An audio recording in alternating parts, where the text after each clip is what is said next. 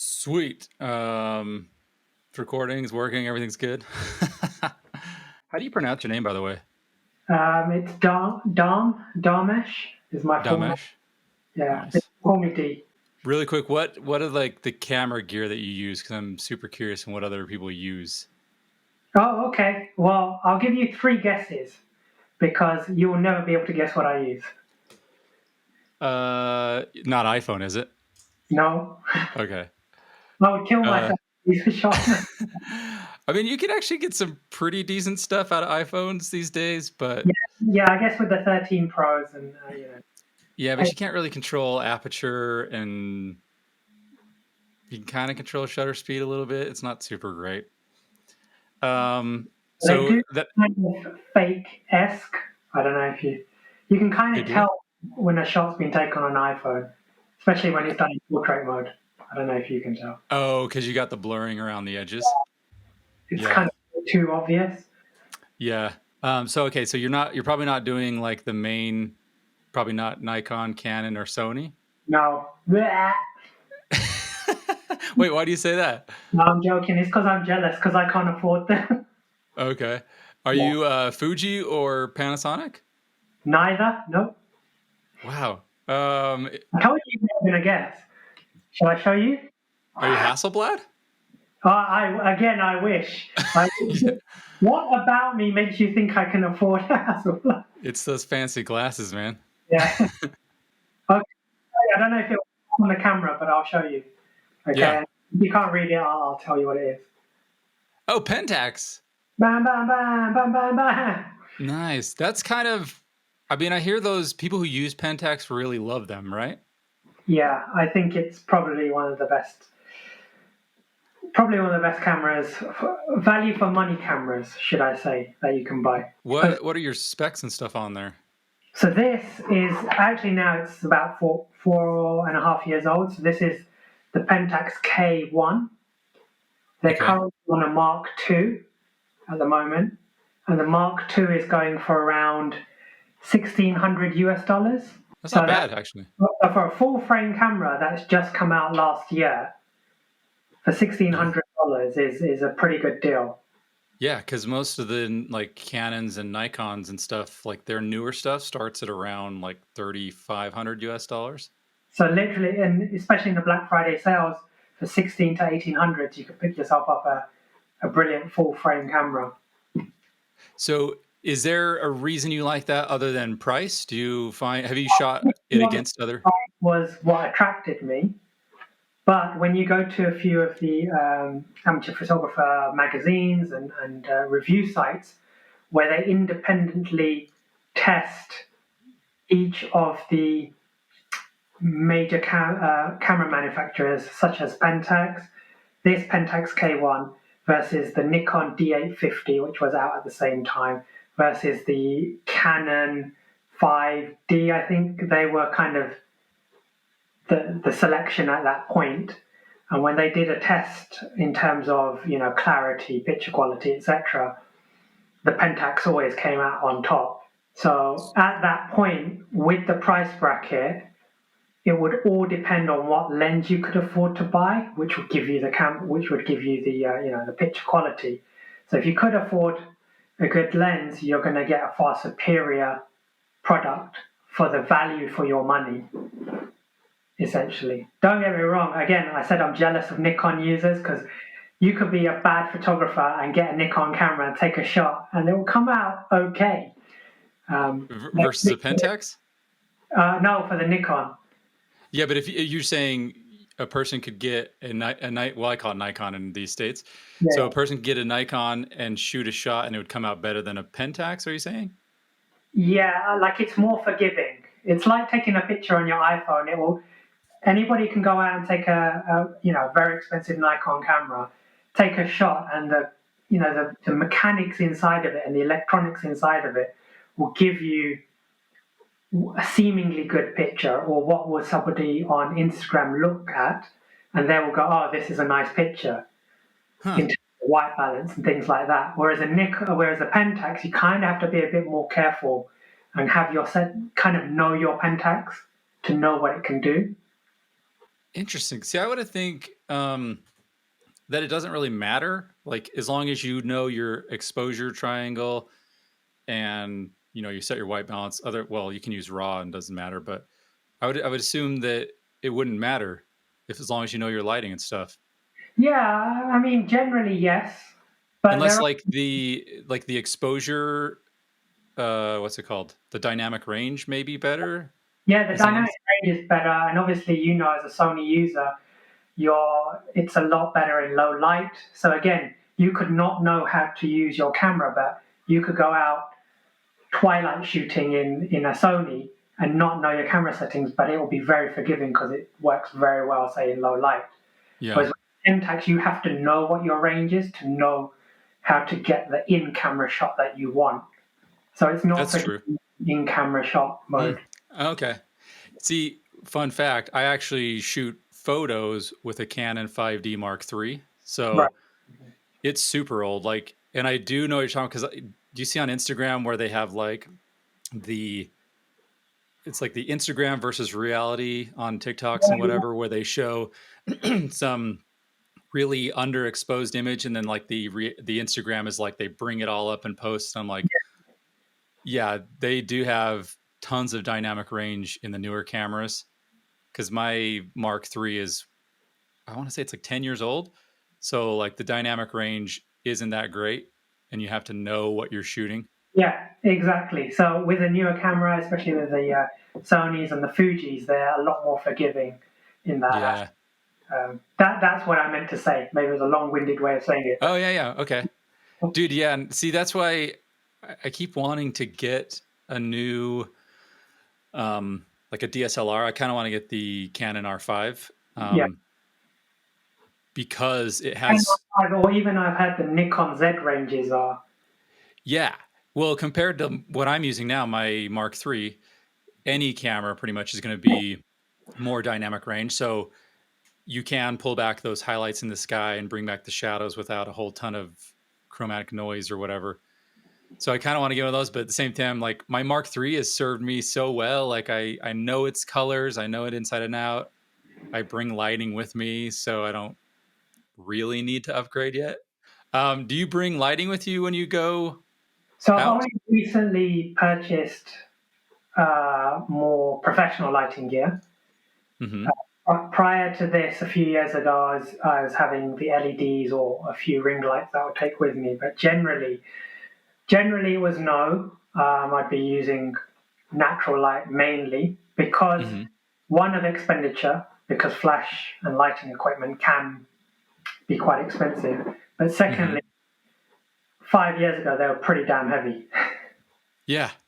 Well, right? and then well, yeah, they were kind of heavy. Like the Godoxes were kind of coming out. The Pro Photos had their bigger ones with the battery. Um, And in the last years, they've come out with, well, this year, the Godox have come out with the AD100. I do have one, but it's in the other room, and it's mhm. the size of a large Coke can. Yeah. Yeah, Well, see, I use the 8200, the 200 yeah, Pros. I've got AD200 as well, but I don't tend to take that out unless I take the whole Octabox with me. Uh huh. So for headshots, yes, I take that out. So when you shoot, let me go back to your Instagram.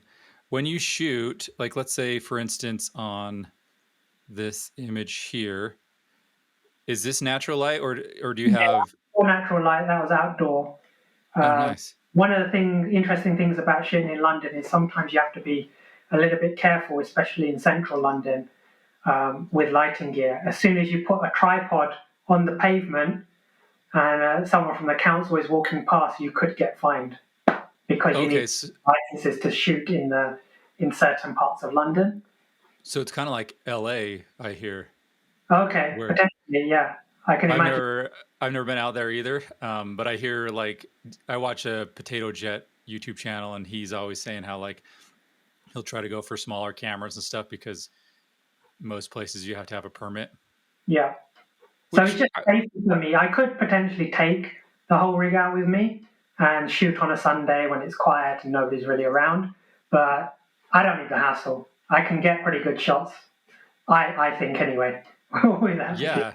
yeah, That's one thing I was looking at is some of these shots because so these are I'm guessing are natural light as well, right? All natural light, yeah. Do you use any type of reflector or anything? Occasionally, but this shot was all purely natural. So for this shot, was it overcast? Is there? I'm trying to think of where your lighting is coming because her face looks really well lit, but the sky's pretty bright. I mean, it's kind of So overhead, or the overcast, it just rained that morning, and then the sun was coming out. yeah, that's an awesome shot. So around, you're in the UK or London, right? Yeah. Do you just have like a ton of pretty places to shoot because there's like just really good architecture and stuff around there? Well, it's London. I mean, I can't Yeah. complain about that. This is one thing I found. Let me go on a little rant for a second. Yeah. One thing about photographers is that you can be a photographer anywhere, no doubt. What I had as a pet peeve was, depth of field. So when photographers, whack it down to 1.4.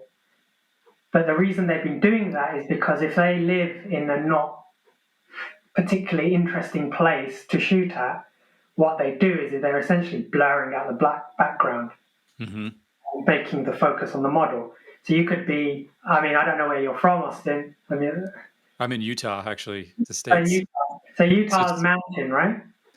there's a lot of mountains, so there's a lot of scenery. There's not a lot of cool architecture. Yeah, I get that. Yeah. But imagine all you had was a dirty looking garage to shoot near, and you Mm-hmm. don't really have focus. So what a lot of people have been doing is getting these lenses that go down to 1.4 and whacking out the depth of field. And that's something that I started with when I first started to get into, say, Instagram, because that's what I was seeing. And then I realized very quickly that I was like, hold on a second, I'm probably in one of the greatest cities in the entire world.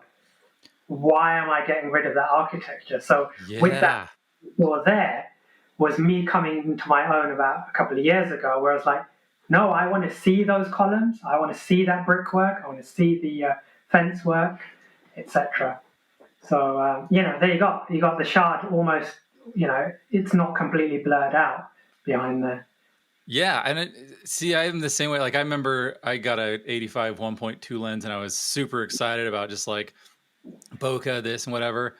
And the same thing, I realized a lot of the times the lens wasn't incredibly sharp at its widest open, so I Yeah, was getting a lot more blurry shots.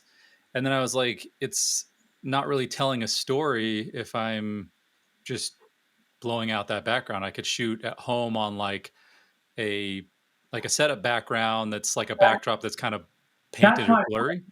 when somebody is going out there and they're completely blurring out the background with 1.4 in the garage, why have you gone through all the trouble of meeting a model outdoors, traipsing around with all your gear when you could have just made that shot in your own apartment, in your own home, in your own bedroom, when just by whacking out the whacking out the depth of field. Yeah, I totally agree. Oh, pro tip for you, Austin. You just mentioned that when you go to the higher setting for your f-stop, what I Hmm. learned today and what was taught to me was if you go 3 notches above its bottom threshold, you aim to hit its sweet spot. So if you're on a 1.4, if you go up to about a 2.8 or a 3.2 or something along those lines, you'll be getting that sweet spot of the aperture ring. Yeah. Yeah, that's what I've heard, and it's worked pretty well for me so far. Plus, it's Try that. a because if you don't get focus point straight on the eyes on the face, in a 1.4, if you don't get the focusing dead on, you're going to have all of this blurred. Whereas Yeah. at 3.2, you've got a bit more wiggle room. If they've sneezed or moved slightly, or Uh-huh. But that is also depends on your distance that you're shooting. of course, Because variables in there. It was I just remember seeing one of my friends do a shoot, and he had the same 1.2 lens, which is kind of why I bought mine. But he did maybe I'll have to put it on here if I can find it. But he did a full body shot of a model out on the Utah salt flats, right. and um, he was far enough away that he could get like the model in focus. But when you're like, 30 feet away, your focus distance is larger. So her whole body was able to be in focus at Yeah. 1.2 than if you were closer. Closer, yeah, that's right. Yeah. So on any of the shots that I've been bringing up, have you used, these have all been natural light? Natural. The keep going down, keep scrolling. I try and find. That's all natural light. That's all natural. These are awesome. Natural. The ones of the girl in the yellow, they were actually selected to be on the front cover of Tattoo Life magazine. See, that's amazing. These are so good. So the one above. So this is natural. Oh, dude. The one to the left, yeah, that's it. The one next to it. Let's see, go over. I feel like one of my screens is backwards. The one that made the magazine. That's cool. Her freckles are great. But yeah, mostly natural light. These guys that are further down, the two either side of the shot outdoors, all of that was flash work. And what were you using here? That was actually at that time, that was rotor light on there. Oh. So this was indoors in their barber salon. So I was doing promotional shots for these guys who would open up a new barber salon in the centre of London. So the roto light, that also flashes too, or is that one just a really bright LED? There is a flash version, yeah, but this one was constant. Is it just barely out of frame? Or do you remember? It's just behind me, yeah. Okay. That looks cool. It's kind of like a ring light almost. Yeah. I am horrible at natural light. See, like this looks really cool. Yeah, that's you got the sun, that hard shadow. Yeah. Again, I had to recompose that shot because, like you say, sun, hard shadow, but I wanted to see the shadow in the shot while I came at that angle. And then what about this shot? That's probably natural light. That was very lucky. What was happening was the natural light was actually coming from the side, and we had Roman columns, so I was under arches. So what was happening was the light was coming in and filling all of that space, and the walls were doing the reflection. That's the light on the other side of his face. So I had a natural softbox almost. Yeah, so that's like outdoors, but it's under like a covered area, correct? Yeah. Gotcha. It's under like a little promenade that you might. Cool. So you have the model here. You probably have like some overhead looking thingy, right? Yeah. And then the sun is wherever it is over here. So you got your like outdoor light here. There's probably like a column, and then you got some of that other light reflecting back on the other side, correct? That's exactly right. Yeah. Sweet. So, and that isn't even a model. I just happened to be walking past and doing a shoot with another model, and he was just taking some pictures because he was wearing this kind of lock, stock, two smoking barrels, Guy Ritchie style clothing. So he was just taking pictures with a friend of his, and I said, "Look, can I just take some pictures?" You've come all the way out here, you're dressed up. I'm already doing a shoot. Let me take a couple of pictures of you. And he goes, "That'd be awesome." And then we just happened to take a couple of these shots. I ended up sticking on Instagram. Do you still keep in contact with them? Because sometimes that's a fun way to meet. Yeah, definitely. Other photographers, clients. Instagram. He's like a personal trainer. Oh, nice. But yeah, I mean, actually, he referred me on to his friends and. See, it's all about networking, man. Let me go up to your most recent ones because these ones do look like. So they're 100% flash. So what are you using on these ones? So that was 8200 with umbrella, and some were from that shoot rotor light as well. You have them both going on? Yeah, I was just trying to mix and match and trying to get the vibe and different feels. Is there any like inspiration for this? Because these shots are quite a bit different than what you're. When any like thoughts? Instagram, they were kind of my Halloween series. Okay.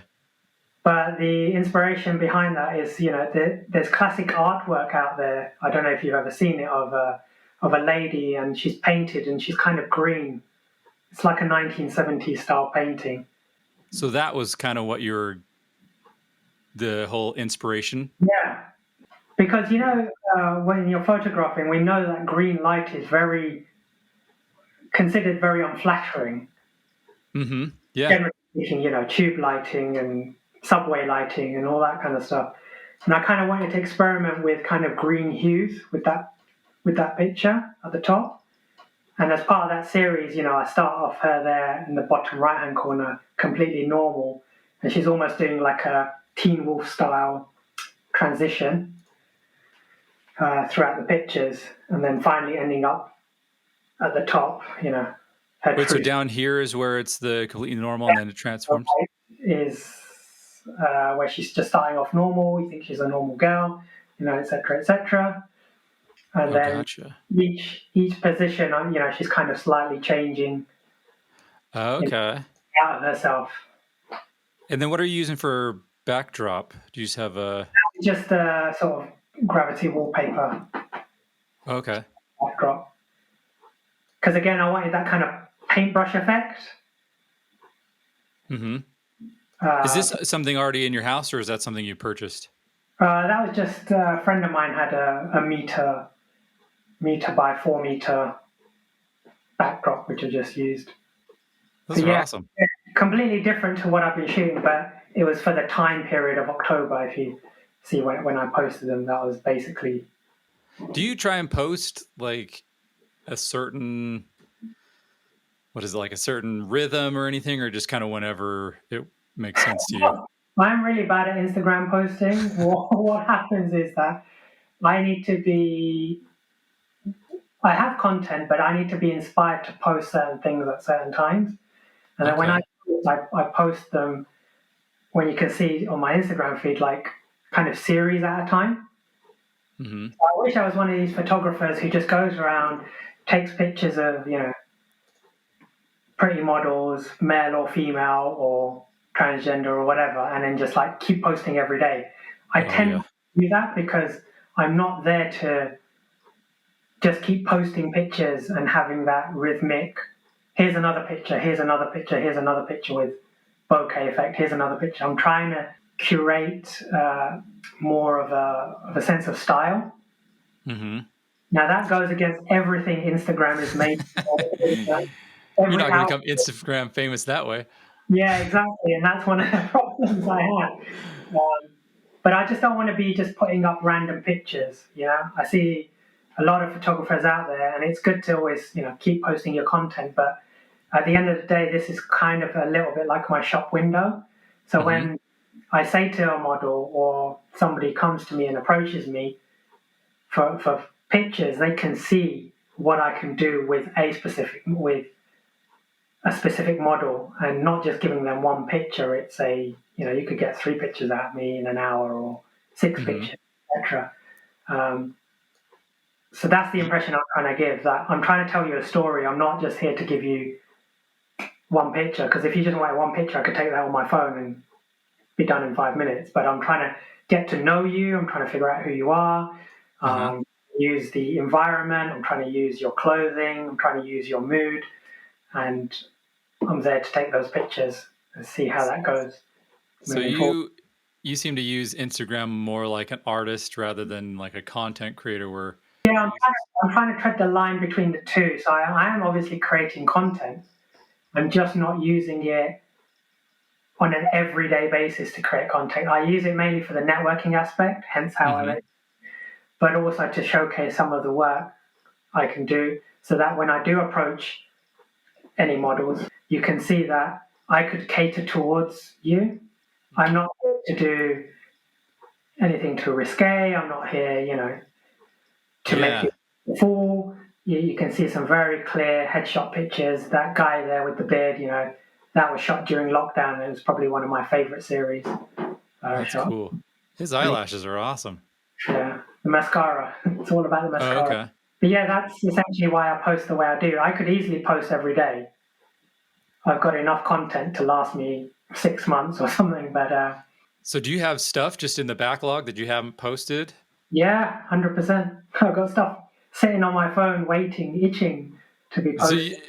and you don't, do you not like get excited to like get it out there, or you got to make sure, like you said, you feel it in order to put it out there?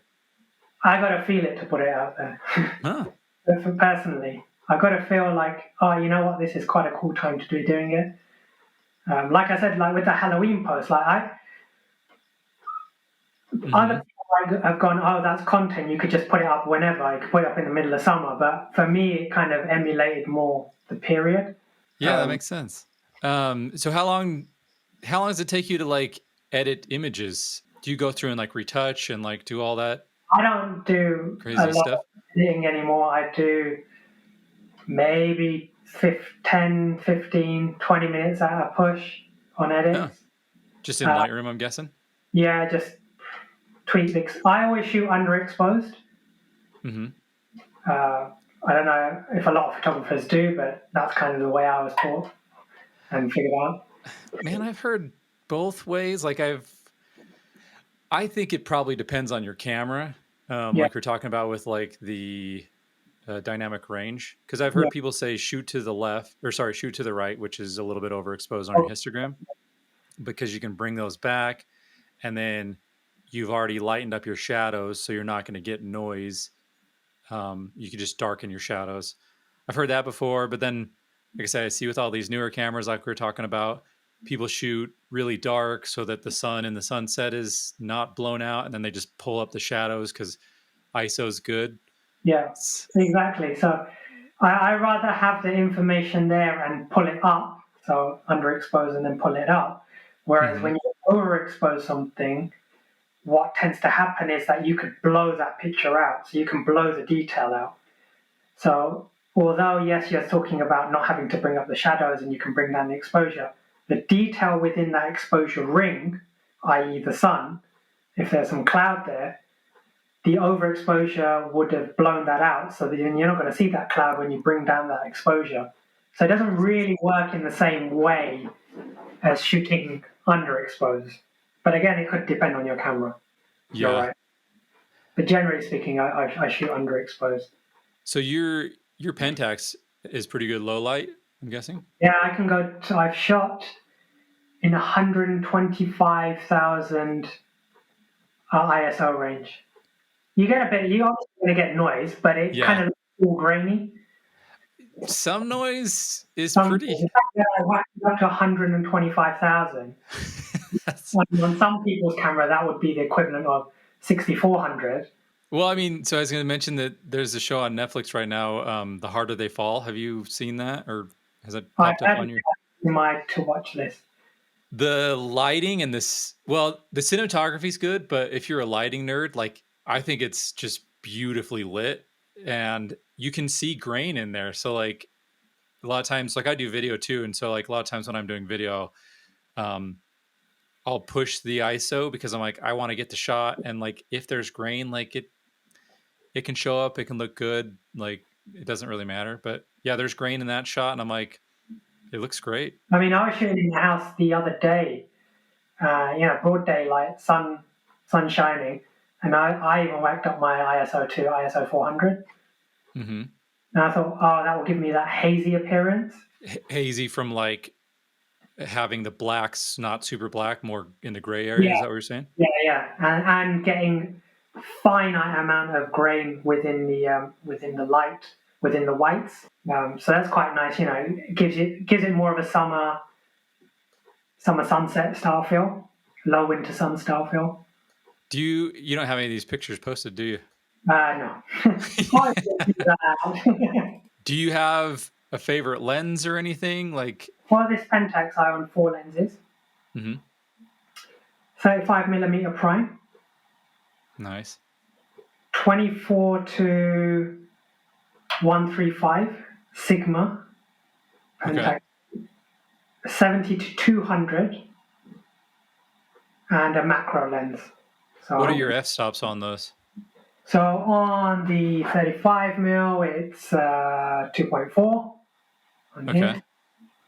1 point something on the 70 to 200, 2.4 on the 24 to 135, and 1.2 or something on the macro lens. Wait, your 70 to 200 goes down to 1 point something? Or is Yeah. it a 2.8? Oh, is it a 2.8? Could be a 2.8. A lot of them are 2.8s. I don't know what Pentax does.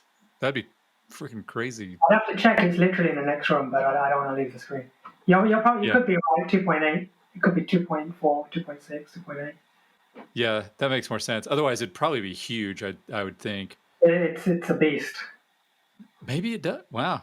That's my forearm, and I'm like, sometimes I try and do crystals, or if I'm hand holding a flash. Sometimes, if I've taken the AD1. Like Oh, that. I can't move.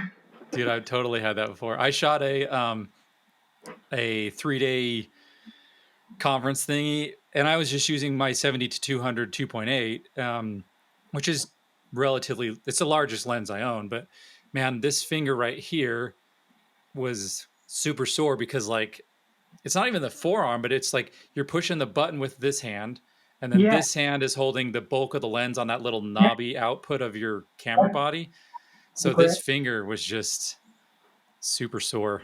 on fire. So give us, I mean, we've seen your Instagram, but give us your name, and do you have a website or anything? Yeah, sure. So my name is Dharmesh Patel. On Instagram at Dharm Patel Photo. My website is www.dharmpatelphoto.co.uk. Portraits, fashion, lifestyle, straight in the heart of London. You guys got to check him out. He's really good. All right. Thanks for being on, man. No worries.